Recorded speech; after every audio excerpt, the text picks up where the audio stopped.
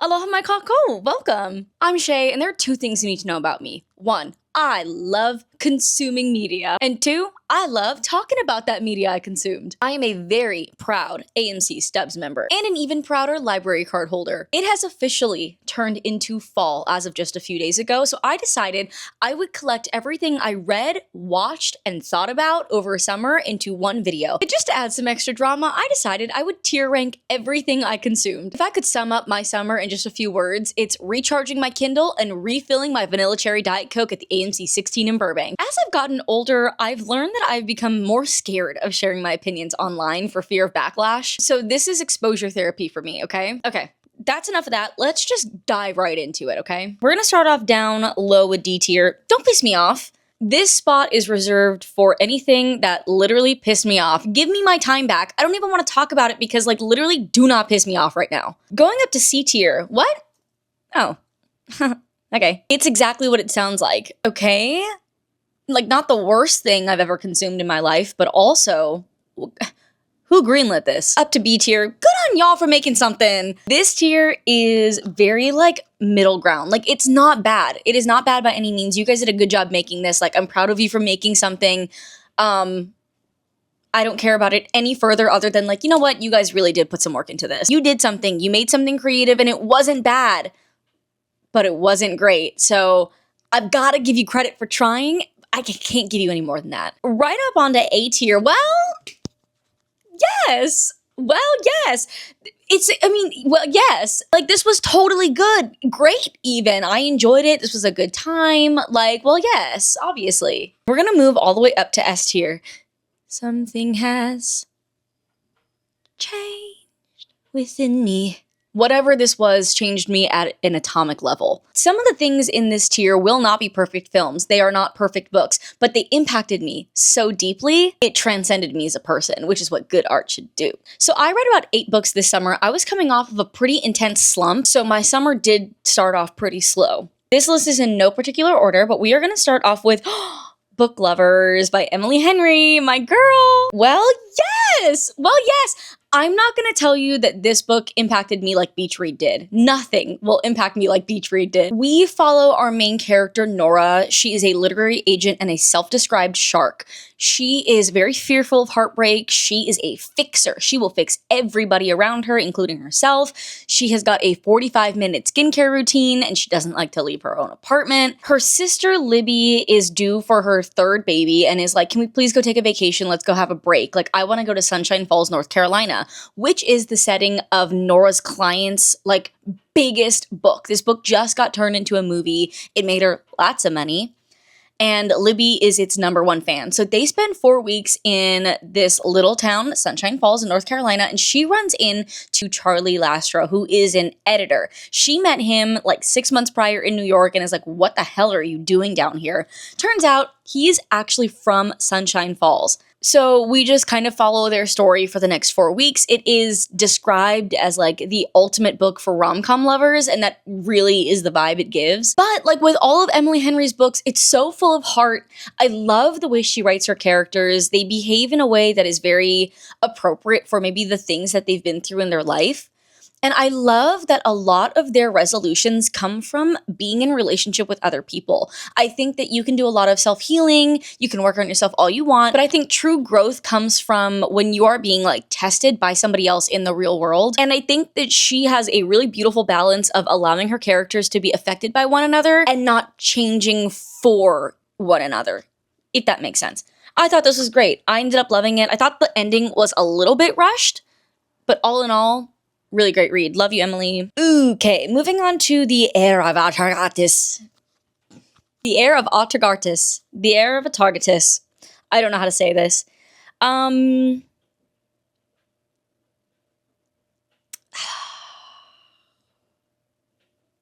Okay, The Heir of Atargatis. I read this in preparation for my first time ever in Ireland. I wanted to read books that would like get me in the mood to travel internationally. And at the time, I was really researching Ireland and its history and like Celtic lore and all this stuff because I was very intrigued and I like to learn about the history of the places that I visit. So I read this book thinking that it would give me the perfect blend of fantasy, real Celtic lore. And the reason I picked this one up first is because it's about mermaids. It's about like selkies. And atargatis is one of the first known mermaid goddesses in like folklore. So I was intrigued immediately, but unfortunately this book just fell flat. We follow our main character Jasmine after she loses, very tragically so, her fiance and her father in like this weird freak fishing accident.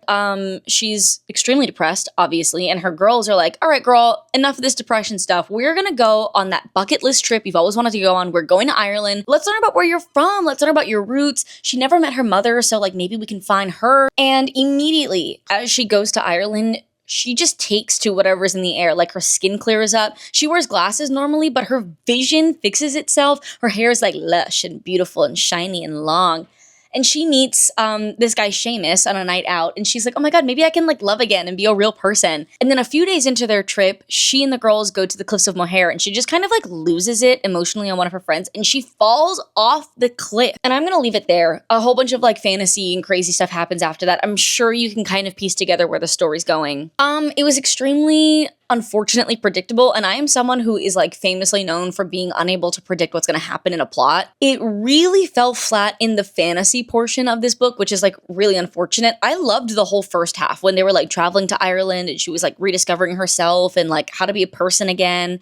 And I thought that that part was like you can tell the author really loves Ireland and their heritage. I understand that it's really difficult to describe a world that only exists in your head, but I couldn't picture anything that was happening in the second half of that book, and I didn't really care to. This should have been a standalone book. I think it has one or two other books to follow it up, and this book definitely just sets up like the bigger plot, which I am personally of the belief that if you're gonna write a series, the first book has to almost be a standalone, but it needs to be good enough where it draws me in to want to read the second and third books. This book I don't think can stand on its own, but it almost could have. Like, this was so close to being a really good book.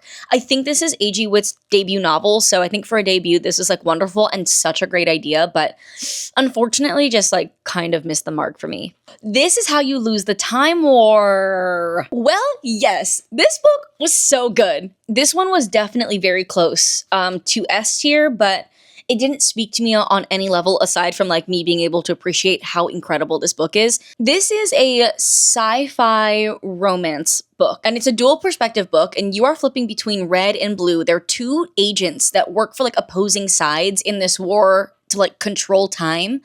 And it's really cool because each agent gets sent back and forth in time to either ensure events happen or stop them from happening in order to like regain control and like later in the timeline. Very interesting stuff. This was actually written by two different authors, and each author was in charge of writing like one character, which I thought was really interesting and shown through in this book.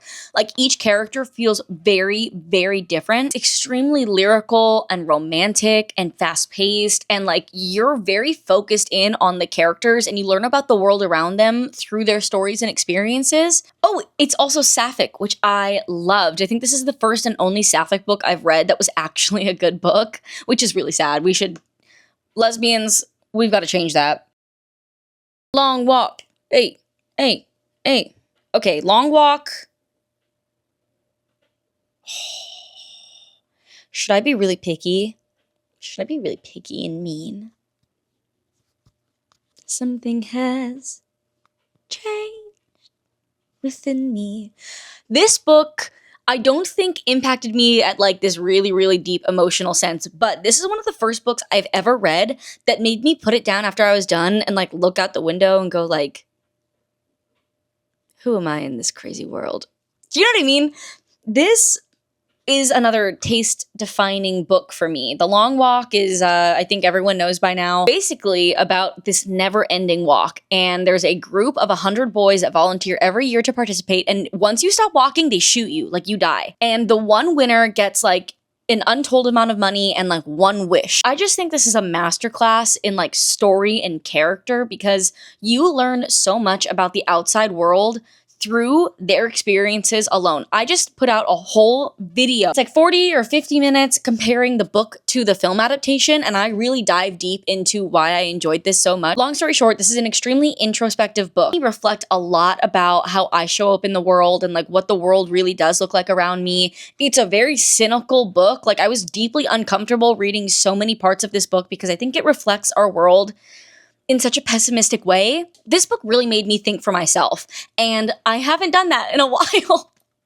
In my opinion, I think we live in a world where that's very, very difficult. If you don't share a lot of the same opinions with your peers, you can get like extremely ostracized. And I think that that goes from like a very big political level to like a very small, like I like or don't like this actor level. I'm really, really new to the YouTube game, and I'm really proud of that video I made. So go check it out if you're feeling it, or if you want to like explore deeper themes and listen to me talk about this for 50 minutes.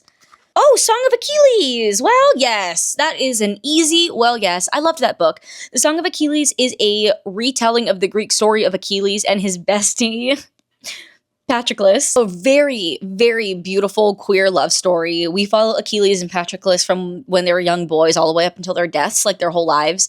And it's so beautiful and so innocent and sweet and real. I think there are a lot of like historians who don't care for this book at all because I don't think it's actually that accurate. I've been in fandom for a very long time. I've seen people create queer narratives out of like thin air. This at least is rooted in some sort of like historical realism, but I could see how people would think it's like a huge dramatization of what really went down. I thought it was so beautiful. It was very simple. The pacing was really great. I shed a tear or two at the end there.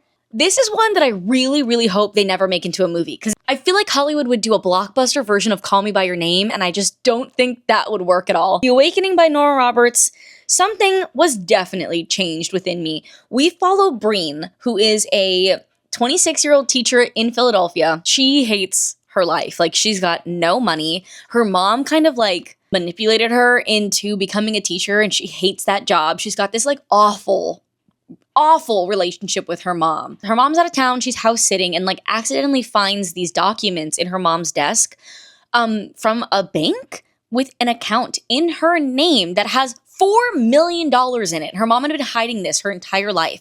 So she calls the bank and she's like, what the hell is this? The bank guy's like, oh, your mom didn't tell you? Like, your estranged dad and his family had been sending you money like your entire life. And she was like, oh, okay. Takes the money, takes her best friend, and they go to Ireland to try to reconnect with her parental side and like maybe find her dad, because like from all of her memories, her dad was lovely, just like one day never came back home from like a work trip. She ends up reconnecting with her writing and her art and like slowly finding more confidence in like who she is while she's spending all this alone time in Ireland. She goes on a walk one day and finds this like weird tree and tries to like climb over it to continue on the trail, but ends up falling and wakes up literally in another world. She wakes up in the other world, which is also known as Talum. In Celtic lore, their mythical world of gods coexists side by side with like the human world in like parallel dimensions. So she like basically falls into that other world and discovers so much about herself, about what's out there, about like love. Oh God, it's so beautiful. It's so beautiful. I love all of the themes of choice. Love the themes of trusting self and trusting others. It's just so beautiful. I could go on forever about how much I like this. It is very simple. It's very romantic. I picked this one up before my Ireland trip as well, and I just fell in love with the world of Talum and everybody in it, and I loved Breen, loved just all of it. So moving on to book number 2, The Becoming. Yes, that's also going to go in there because Breen like really steps into herself. Marco, her best friend, ends up coming with her back to Ireland. She explains everything that's been going on and takes him to Talum as well. And it is so beautiful. Like, at first I didn't like Marco because he was very like, yes, girl, mama, diva, boots work. Kind of like gay, weirdly written character. But as we spent more time with him, he becomes so much more than that, and you see how important Breen and Marco are to each other. And as someone with a work diva, boots, mama house down best friend, he's gonna hate that I said that, I just was obsessed with this representation of love and found family and choosing someone else because you love them and you love their soul. And like, they are platonic soulmates. My best friend and I think we're platonic soulmates. And you get to really dive into the world of Talanth and politics and how the world operates. So it's much more of a world building book and a character building book, but I loved every single minute of that journey. And then wrapping it up with the choice. Yeah, of course it's going in S tier. Something has changed within me. And it wraps up like the main plot arc from the first book, which is like this big bad godlike creature wanting to take over like all of the worlds. And like Breen is kind of the chosen one. Breen has to overcome herself in order to help defend all of the worlds that she loves. So the third book wraps all of that up so beautifully. And what I liked about this series was it's true romantasy. These books really reminded me of The Princess Bride. Like, if you enjoy the vibe that The Princess Bride brings, I think you'd really enjoy these books. The romance never overshadows the fantasy never overshadows the romance, and the romance and fantasy never outshine the true story and themes of them. It's just so beautiful. And this is a really easy read too. It's not an intense fantasy and it's not an intense romance, so like fans of either genre, I think, could find something that they like in this book. It's just really good. I love this series. I'm so glad I picked this up. And I think what I really enjoyed about this book was like, this is a completely organic find for me. I didn't see anybody talk about it online. I just kind of stumbled upon it. It's not a very popular book, so I was able to go in with like a completely fresh perspective. And I got to make my own choices and decisions alongside Breen. And like The Long Walk, this series allowed me to reflect on my own life and how I show up in the world and who I want to be. And any piece of art that can invoke that within you, I think, is exactly why we make art. So everybody say thank you, Nora Roberts.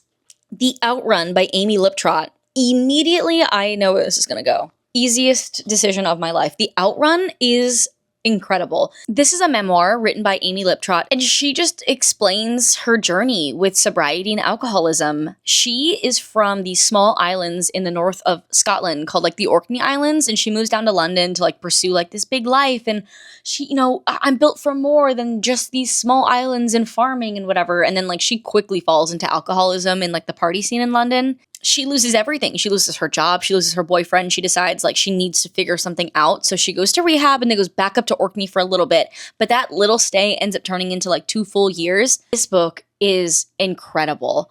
Even if you're not a struggling alcoholic, there is something to learn from this book. And what I really wasn't expecting was how much I was able to relate directly with my experiences growing up on Maui. One of my favorite moments is when she's kind of struggling with her sobriety in Orkney and she finds a sponsor in Orkney. A big component of the 12-step program in AA is religion and God. And Amy does not believe in any of that. And her sponsor asks her like, but don't you believe that there's something bigger than ourselves? And she like looks out the window and realizes that like for her, that thing is nature. Studying birds and the ocean and astronomy and the world around her was something that really helped her cling to her sobriety and like realize that there's so much more than just her and her problems. And it's extremely similar to how Hawaiians live their lives, ancient and modern. Aina and land is so important to us. And it's really cool to see someone discover that in their hometown, in these islands. Like, it's just cool to see the same story in a place on the complete other side of the globe. Such a great read. And I'm not like a memoir girl. I don't like memoirs, but this was so beautiful, so straightforward. I was extremely appreciative to have closed the book learning so much about this place that like no one else cares about. Like, I feel so connected. It was wonderful. I'm going to be doing another book versus movie video on The Outrun. So I just finished the book. I'm going to watch the movie and do like a full-on deep dive like I did with The Long Walk. So if you're interested in that, subscribe, stick around. The film The Outrun is one of my favorites of all time. So I'm so excited to be doing this video. Like that movie, this book is the reason this channel was born. So it'll be a good one, I promise. Oh, okay. Way of Kings. I will say, I started this book in March and I finished it in June, which is why I'm including it in this wrap up. This book is why I was in a slump, because it's just so much in it. Like this book felt like reading 4 different books, but I'm going to throw it right up on, well, yes, this book is incredible. I don't even know how to describe what it's about. It's a fantasy world, and we follow 3 different main characters and a whole handful of side characters as they just, like, navigate their lives in this world that's kind of divided by war. We follow Dalinar, who is, like, a political leader and someone that is spearheading, like, true change. We follow Kaladin. one of my book boyfriends, as he overcomes himself and things that he has to deal with. And then we follow Shallon? I think her name is Shallon. And we follow Shallon, who is a woman, which is cool, in the academics. Because what a cool thing about this book is the women are in control of academics. Like, men can't read and write, only women can, which I think is so tea, because when they write books, they'll write like footnotes and they'll just gossip in the footnotes, be like, okay, like he said this, but like honestly, I think he really meant this. Like, it's awesome because they know that the men will never read it. I think that's so funny. This book is incredible. It's extremely well written, extremely well thought out. Everything connects with everything in a way that's never overwhelming, but when you close it, you're like, I think I just like astral projected into a new world. It's amazing, but it is 1,200 pages and the first of 5 books, so it's a commitment. Like, I know I really want to read the second book, but I'm so scared to start it because this one took me so long. That's it. That's it. I thought I read way more books than that. I guess not. Oh, hi. Hi, sorry, this is awkward. I'm so sorry to intrude, but remember earlier in the video when I said that we were going to cover all of the books and movies and media that I enjoyed this summer? Turns out there was a lot of that, and about 5 hours of footage came out of this. I'm not going to subject you to that. That's just cruel. So what I'm going to do is break this up into 2 parts. What you just concluded was part 1, all of the books I read this summer. So stay tuned for part 2, where we cover all of the movies and TV shows and other things that I've been enjoying this summer. Aside from part 2, I've got a lot of really cool things coming up. So stay tuned, subscribe if you want. But oh wait, whoa, no worries, no pressure. We just like to have a good time around here. Anything else you want to add? Elton, you can't curse on YouTube. They won't monetize my video. Anyways, from Elton and I, mahalo and ahuiho.